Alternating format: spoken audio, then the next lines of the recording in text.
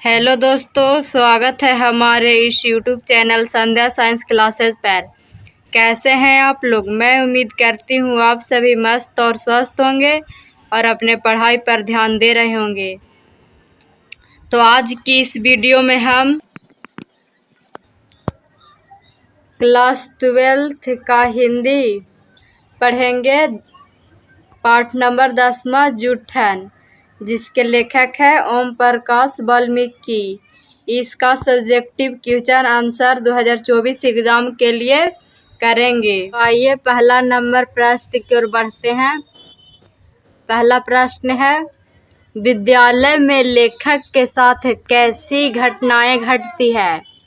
इसका उत्तर, विद्यालय में लेखक के साथ बड़ी अप्रिय घटनाएं घटती है।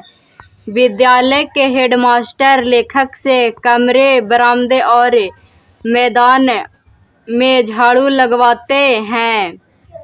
जब लेखक 2 दिन बाद कक्षा में बैठ जाता है, तब हेडमास्टर लेखक को कक्षा से बाहर निकाल देते हैं और फिर वही झाड़ू लगाने वाला काम दे देते हैं। इस तरह लेखक को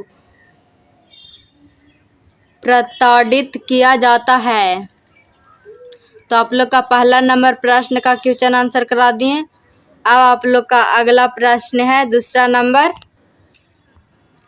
पिताजी ने स्कूल में क्या देखा, उन्होंने आगे क्या किया, पूरा विवरण अपने शब्दों में लिखिए।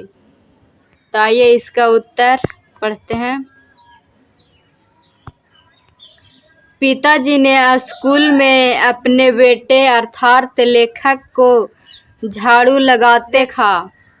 पिताजी को देखकर लेखक को रोना आ गया। पिताजी ने सारा कारण को समझा और फिर झाड़ू छीनकर दूर फेंक दिया। इसके बाद वे चिल्लाने लगे कि वो कौन सा मास्टर है जो मेरे लड़के से झाड़ू लगवाता है। फिर जब हेडमास्टर ने गाली देकर उन्हें धमकाया तो उन्होंने हेडमास्टर का जमकर सामना किया। तो आप लोग का दूसरा नंबर प्रश्न का भी क्वेश्चन आंसर करा दिए। अब आप लोग का अगला प्रश्न है तीसरा नंबर, बचपन में लेखक के साथ जो कुछ हुआ, आप कल्पना करें कि आपके हाथ भी हुआ हो। ऐसी स्थिति में आप अपने अनुभव और प्रतिक्रिया को अपनी भाषा में लिखिए। उत्तर, बचपन में लेखक के साथ जो कुछ भी हुआ वो अच्छा नहीं हुआ। अगर वही घटना हमारे साथ होता तो हमें भी बहुत बुरा तथा अपमानजनक लगता। ऐसी व्यवहार करने वाले व्यक्ति पर बहुत क्रोध आएगा। उनके द्वारा किए गए इस व्यवहार का कारण भी जानेंगे। हम उनकी शिकायत भी करते तथा साथ ही प्रयास करते कि ऐसा घटना दूसरे के साथ न हो। तो आप लोग का तीसरा नंबर प्रश्न का क्वेश्चन आंसर करवा दिए। अब आप लोग का अगला प्रश्न है चौथा नंबर, किन बातों को सोचकर लेखक के भीतर कांटे जैसे उगने लगते हैं। उत्तर, लेखक जब छोटे थे तो उसके परिवार के सभी लोग दूसरे लोगों के घरों में काम करते थे। वे लोग बहुत मेहनत करते थे, लेकिन दुर्भाग्य था कि उस काम को बदले उन्हें थोड़ा बहुत अनाज या जूठन मिलती थी। शादी विवाह के मौके पर भी उन्हें मेहमानी के खाना खा लेने के बाद दे। जूठी पतलों में बची जूठन ही मिलती थी। कभी कभी तो पूरियों के टुकड़ों को वे सुखा लेते थे और बरसात के दिनों में पानी में उबालकर नमक मिर्च छिड़ककर खाते थे। इन्हीं सब बातों के बारे में सोचकर लेखक के भीतर कांटे उगने लगते हैं। तो आप लोग को चौथा नंबर प्रश्न का भी क्वेश्चन आंसर करा दिए। अब आप लोग का अगला प्रश्न है 5वां नंबर। दिन रात मर खप कर भी हमारे पसीने की कीमत मात्र जूठन, फिर भी किसी को शिकायत नहीं, कोई शर्मिंदगी नहीं, कोई पछतावा नहीं। ऐसा क्यों? सोचिए और उत्तर दीजिए। उत्तर: दिन रात मर खप कर भी हमारे पसीने की कीमत मात्र जूठन, फिर भी किसी को शिकायत नहीं, कोई शर्मिंदगी नहीं, कोई पछतावा नहीं।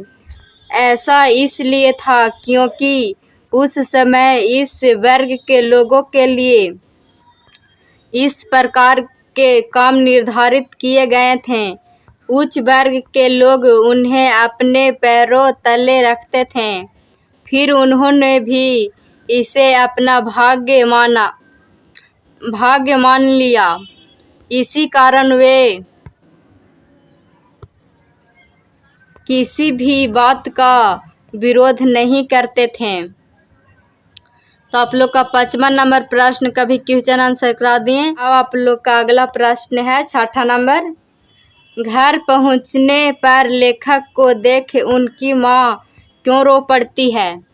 उत्तर: क्योंकि माँ नहीं चाहती थी कि उनका बेटा अर्थात लेखक चमड़ा उतारने जैसा घिनौना काम करे, लेकिन घर में किसी और के न होने के कारण मजबूरी में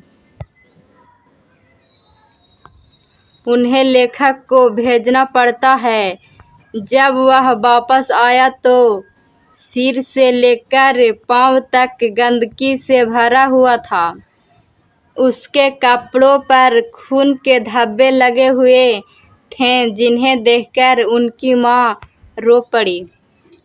तो आप लोग 6ठा नंबर प्रश्न का क्वेश्चन आंसर करा दिए। आप लोग का इस चैप्टर का लास्ट प्रश्न है 7वां नंबर। लेखक की भाभी क्या कहती है, उसके कथन का महत्व बताइए।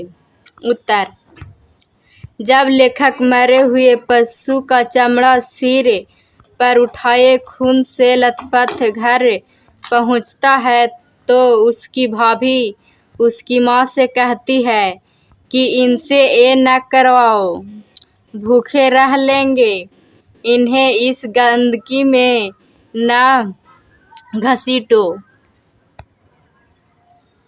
लेखक के भविष्य में होने वाले परिवर्तन का कारण भाभी का कथन ही है। यह कथन अंधेरे में रोशनी बनकर चमकते हैं। तो थोड़ा ये इन्हें भी समझ लेते हैं। आप लोग का इस चैप्टर में कुल 7 सब्जेक्टिव प्रश्न थे, जो कि बहुत इम्पोर्टेंट है।